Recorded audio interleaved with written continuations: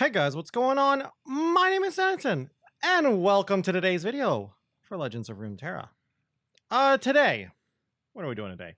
Today we're going to be doing a video I like to do whenever we get a new set, and we just got a new set. We got the Forces from Beyond expansion with some new champions and a bunch of new cards.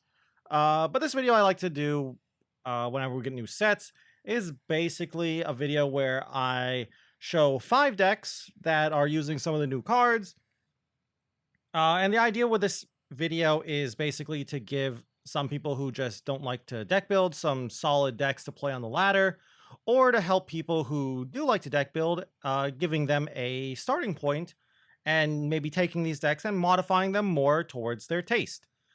I will say this though, these are definitely not fine-tuned decks. These are pretty much just day one decks, just decks that are very rough, but something, in my opinion, there is something there that might be meta in the future, with some more fine-tuning and testing, and especially when a meta starts to settle, so you can definitely adjust these decks to that meta. But yeah, I like to try to get a lot of different archetypes in these videos, so we got something for the aggressive players, the control-y players, mid-rangey, etc, etc.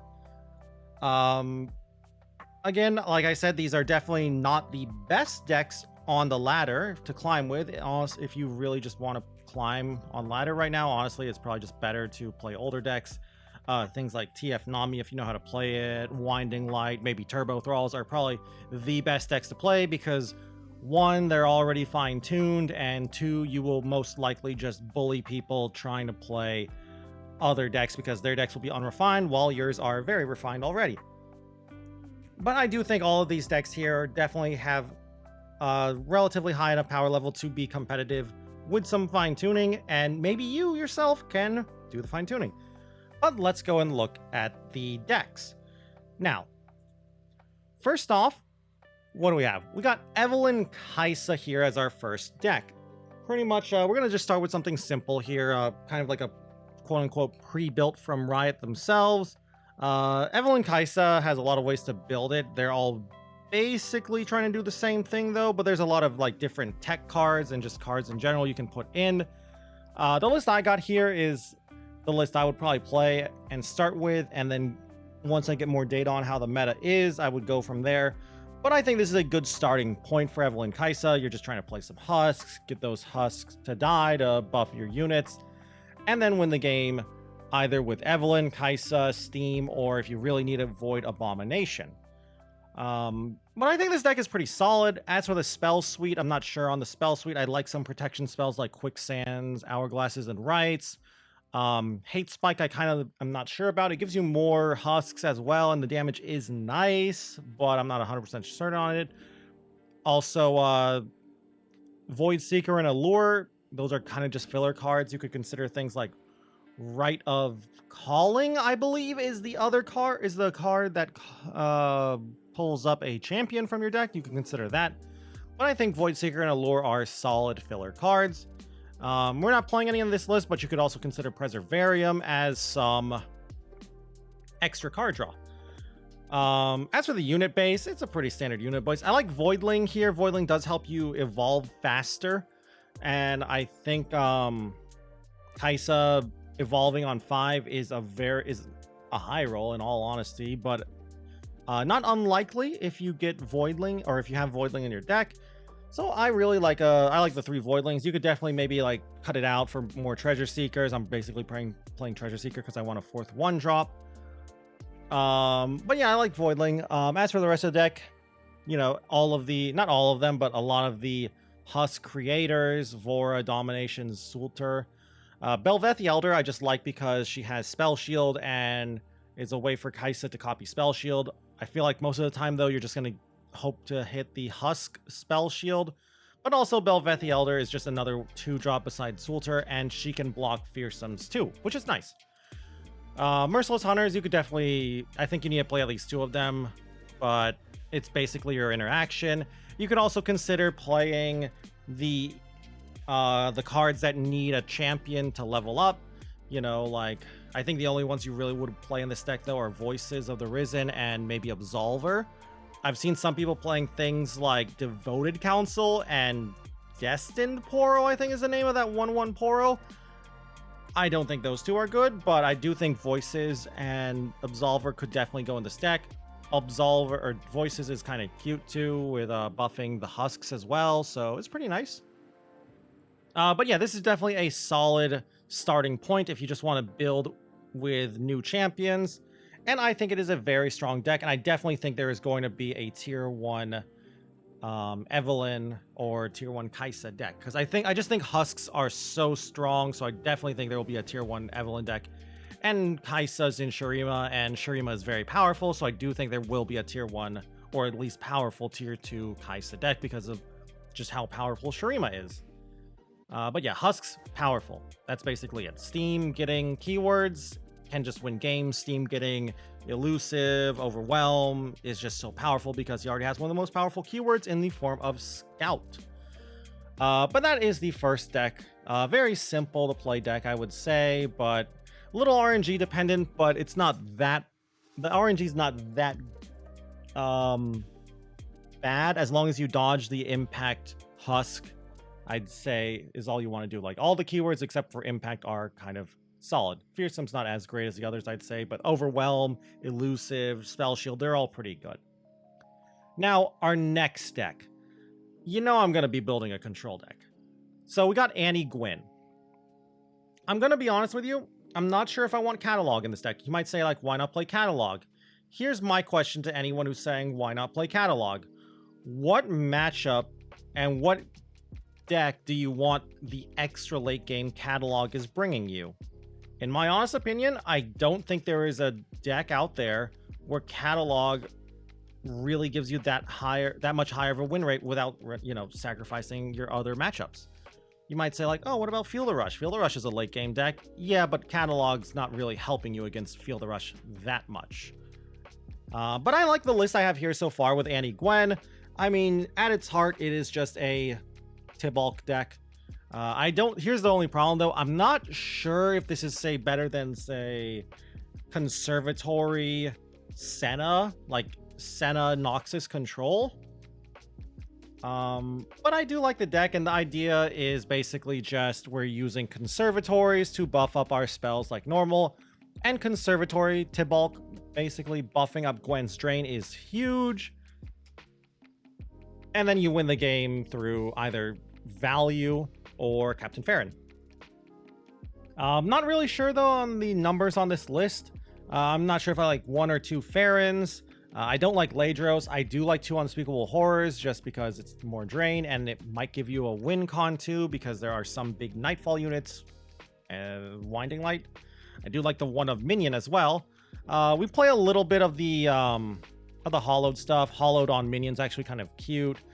Just 3 Conductors, 3 Hosts, and 3 Gwens. That's our only hollowed units, but technically Conductor does give you a Ghastly Band, so you do get a few more hollowed units. But in essence, we're just trying to get Tibalt out and win the game with our Tibalt value. Still a work in progress, though, I would say. Not sure how many minions I want. Not sure on the card draw yet. Not sure if I want... What's it called? Not sure if I even want Catalog or not.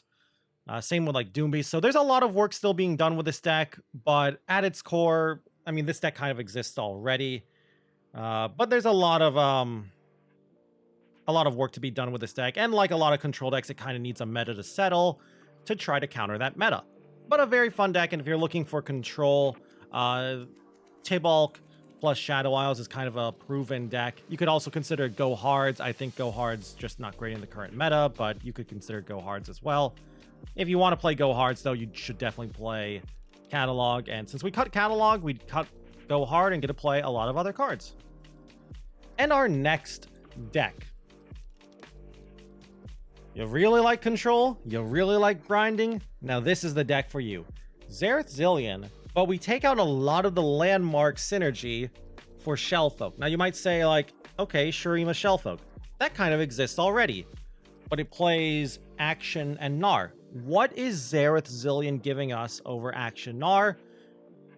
Few things. 1, Glory's Call. Glory's Call does manifest, and Xerath is an Ascended, so this becomes 4 mana.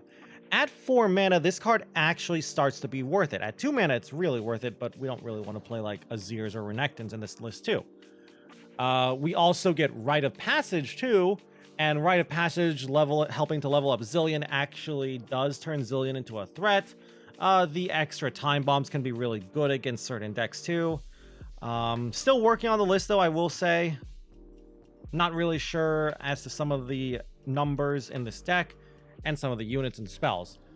No Feral Prescience, but, you know, we've got our Shurima, Shellfolk stuff here, Scrying Sands, a lot of Predicts here, Chronomancers and Preservariums for Predicts, one of Careful Prep, because I just like how Careful Prep works here, some protection spells here in the form of Rites and Hourglasses. Depending on the meta, I might put it in Quicksands. Rite of the Arcane is just some extra removal.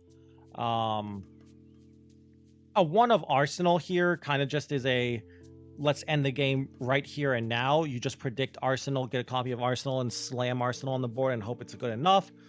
But Xerath also just helps you control as well, and really we're just trying to, like, you know, standard Shellfolk game, standard Shellfolk deck, get a lot of value with Shellfolk and use that value to just overwhelm your opponent and win the game.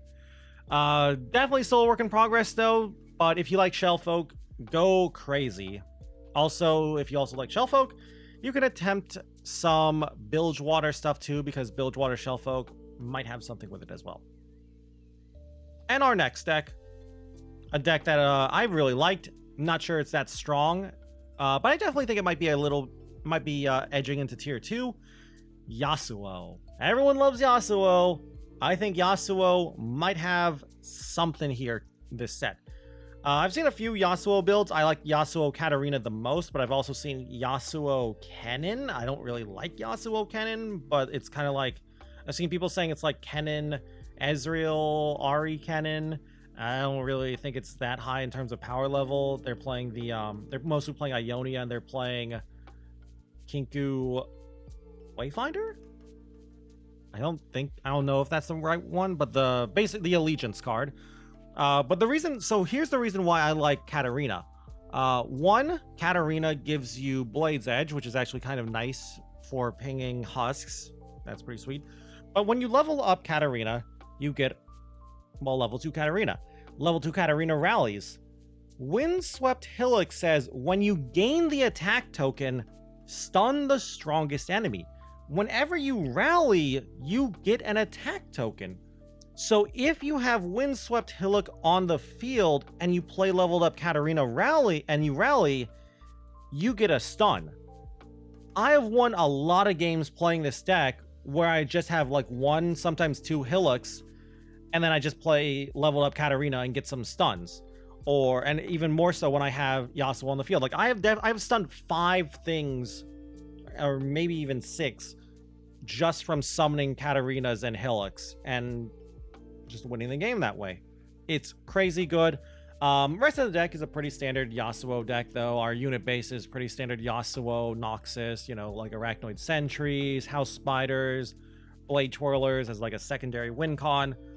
Not sure on Thorn of the Rose. I really like it, but I would consider also Spellslinger in this deck, the 2-mana 1/1 stun guy, but I think Thorn is a little bit better. Minotaur Reckoner is also a flex spot. I've considered playing Shadow Assassins over this, but I like Reckoner because he's big. As for your spell suite, it's pretty standard too, you know, like Concussive Palms, Denies, Twins, you know, Ionia stuff. I like one of Recalls if I can fit them into my Yasuo decks. One of Tellstone. Honestly, the Tellstone is a flex spot. I just couldn't think of a 40th card I liked, so I put in a Tellstone. Triple Flock. Flock is just so efficient, especially when we're playing all these stuns, so of course we're going to play 3 Flocks. A couple of Roars, they're also kind of filler here, but they are pretty solid in certain matchups, so I do like 2 Roars. And 2 Strategic Executions. It's just a 4-mana stun too. At slow speeds, sorry, but whatever. But a lot of the time it's going to be used to summon a Legion General just for an extra win con. Other cards you can consider in this deck though are Spirit Refuge if you want some life gain, alongside Tasty Fey Folk perhaps. But I really like the deck so far. My only issue is that while the landmark is really good, it is a little slow, and in the current meta, I feel like the power level of this deck is just a little too weak, so I don't think it's going to break into tier 1, even with some fine-tuning, because I think there's only so much you can do with Yasuo Noxus. I honestly feel like maybe like 8 months ago, if you had released Windswept Hillock, Yasuo would have been a meta menace, but with how much the power level of the game has increased in the past year or so, I don't think Hillock is going to bring Yasuo to top tier territory. Probably tier 2 territory, though. And our final deck. This is the deck I've been playing the most, and the deck I'm having the most fun with. A deck I haven't actually seen many people talking about. Nami Lux. Now you might say, okay, Nami Lux, cool, it's a Nami deck. Yes, it is. It's literally just a Nami deck. Basically think TF Nami, but we cut Twisted Fate for Lux and Demacia. So the most popular Nami deck is what? TF Nami with Shadow Isles. So first off, you also might be saying, why no Shelly? Shelly is kind of a secondary win con, or not even secondary, but another win con, alongside your Namis. And I think Lux is, the idea is Lux is trying to fill that slot of another win con. I actually had a couple of Shellys in the list initially, and I cut them out just for more spells. Now you might say like, okay, but what is it about this deck now that makes you like this deck or just want to play this deck over, say, just TF Nami with Shadow Isles? 2 spells. Riptide Sermon and Royal Decree. Royal Decree is actually pretty cool because it's basically more copies of Double Trouble that are not trash in the late game. Like, that's one of the weaknesses of Double Trouble, is it is kind of bad in the late game where it's just a 3-mana spell. Royal Decree in the late game is still pretty solid because you can use it, to buff up a unit, give it Challenger, or summon another On and Lord. Basically, summoning another unit at burst speed is pretty powerful. Also, you can do the turn 1 pass, turn 2 pass, cast a 3-mana spell on turn 3 to bank another 3 mana to, quickly level up your Nami.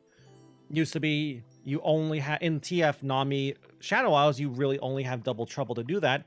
So Royal Decree gives us another card to potentially play on 3, so we can bank 3 mana on 3. So I really am a big fan of this card. And Riptide Sermon, I just like Riptide Sermon with Lux. I think it's really good. You might say, why not try Lux Illaoi then? Lux Illaoi is not as controlly as this, but Lux Illaoi probably is solid with Riptide Sermon as well. As for the numbers and the spells in this deck, though, still working on that. Unit base, I think it's core. I think like Nami units are pretty locked. You want to have your 3 Zaps, 3 Burblefish, 3 Coral Creatures. You could definitely go down to 2 Zaps. I don't think you should. But 2 Zaps is something you could go down to. Still not sure about Shellys. You could definitely put the Shellys back in. Like some of these spells I'm still iffy on, like Ebb. I'm not sure about main deck Ebb. But that could definitely be a Shelly. Some of the other cards, though, could also be Shellys. Like, while I like Riptide Sermon, you could probably cut the 3rd one for another Shelly. So like cut Ebb, cut 3rd Riptide Sermon, and you could put in 2 Shellys. Already seems like a solid cut there, solid addition, but I like the list I have so far. As for the spells, I just like Demacia Tellstones. I think Demacia Tellstones are really powerful. The reason you don't see them too much is because I think they go best with Lux decks, and Lux decks are kind of trash. As for Answered Prayer, I've been going back and forth on how many Answered Prayers to play. At the moment, I'm here at 1 Answered Prayer, 1 Assault, because Valor with Nami buffs is insanely powerful. 1 Nami buff on Valor makes him a 4/2 Scouting Challenger. The problem is he does kind of suck at blocking, which is why we're playing 1 of Answered Prayer. It's also, of course, like it has its secondary mode where it can just be used for 5 mana to spawn 4, which is actually kind of nice with Lux. 1 of Ebb is basically a filler card here, but it is 6 mana and 3 spells, so that's kind of nice, but you could probably consider cutting this and maybe another card for a couple of Shellys, but I do like the card. I mean, I've always been high up on this card even when I first saw it, but this is kind of just a pet card, so you could honestly just cut it for even another Blinding Assault or another Answered Prayer. 3 Sharp Sights, it's one of the reasons to play Demacia. 3 Double Troubles, that's pretty standard in Nami decks. The Royal Decrees, I pretty much already explained that. It's just good versatility, and it's a 3 mana spell to play on turn 3. One of Golden Aegis. I think Golden Aegis is or just rallies in general, are another reason to play Demacia. I have won so many games because of just, you know, having Nami and then buffing the elusives, attacking in, and my opponent probably thinking to themselves, wow, I did it, I survived that elusive attack, let's try and win the game. And then I slam Golden Aegis. And we have a lot of card draw here, so it's not like we run into the problem of running one-ofs where you just don't find it. With all this card draw, it's not that unlikely we don't find it. Speaking of card draw, 2 salvages, 3 Eye of Nagakaburos. We're playing 5 card draw spells here. You might say, like, why this many card draw spells? We're not playing TF, so we don't have TF's champ spell in the form of pick a card, and we don't have blue cards, so we do have to kind of make up for that. So we're trying to do that with 5 card draw spells. You could probably go down to 4, in all honesty. 3 Eye, 1 salvage, but I like 5. You could also argue we technically have Zap here to draw more cards as well, which is true, of course. 3 Tentacle Smashes, just like, I think this is pretty standard for any Nami deck. Tentacle Smash is just so good, especially when you play things like Answered Prayers and Eye of Nagakaburos. And then our top end of 3 Riptide Sermon, just dealing 4 to an enemy unit, is really, really strong. The burn is also a little bit nice, and the spawn 3 is pretty solid too. So just all over great, but you really want to be playing this when you have a Lux on the field. And that's also just more of the synergy between the two. If you get both of the champions out, you get Lux creating Final Sparks. Final Sparks activate Nami and give more buffs to your board. And I just like this deck. It overall feels really good. Feels like you really need to think hard about this deck, though. Like, I've been playing this deck a lot, and my mind would melt just trying to think of plays. And while Nami is key to the deck, I have definitely won some games where I just never draw Nami. And you might say, how do you win then? Well, I had Lux. And Lux Final Sparks do work. And that is going to be it for the video. That is all 5 decks. We got Evelyn Kaiser, we got Nami Lux, we got Xerath Zillion Shellfolk, we got Annie Gwen, we got a Yasuo deck. I will be sure to put the deck codes down in the comments below for anyone who actually wants to just copy them into their game and play them themselves, or maybe modify it towards their taste. But I hope you all enjoyed the video. I'd love to hear your opinion on these decks. Do you think I'm overrating some of these cards? Do you think...